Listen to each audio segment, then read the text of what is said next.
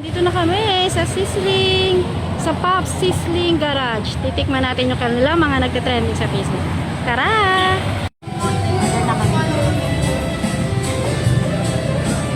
20 minutes later. Ano nila sa baba? Okay, thank you. Ayan na guys, tikman natin ang kanilang sisig at kawali.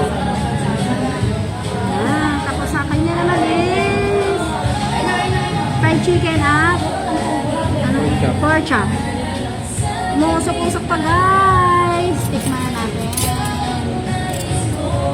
Tikman natin guys kung talagang masarap. Bakit ginarayo? Siyempre only rice to. Tingnan natin kung mapaparami tayo ng kain. Hindi ka yung sa isa namin pinuntahan ng sarap din kami. Nakailang rice din kami. Ay, okay po. Pwede po ito. Sige po. Picture daw tayo na. 1, 2, 3. Thank you po. Okay po. May pa-picture pa sila. Ayan. So, tingnan natin kung masarap. Yung isip mo. Sa halagang 189, okay na rin to. Dalawa na ulam. Okay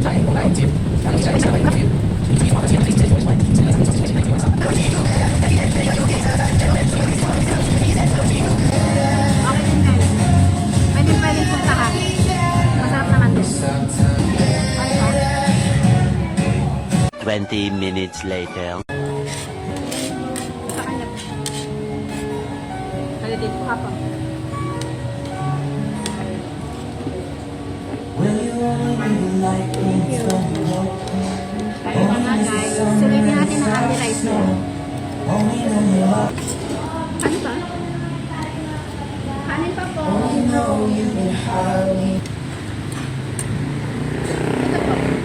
Siya lang po. Isa lang po. Ako. Grabe guys, nakakatata na yung anak ko. Sulit na sulit. Alright pa po.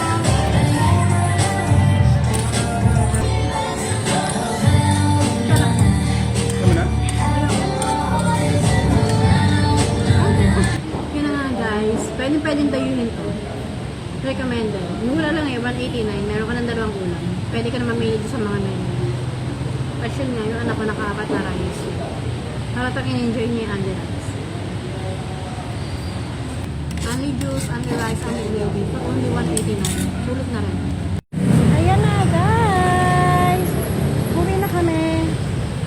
Kumain na kami dito. Pwede. Tayuin nyo na!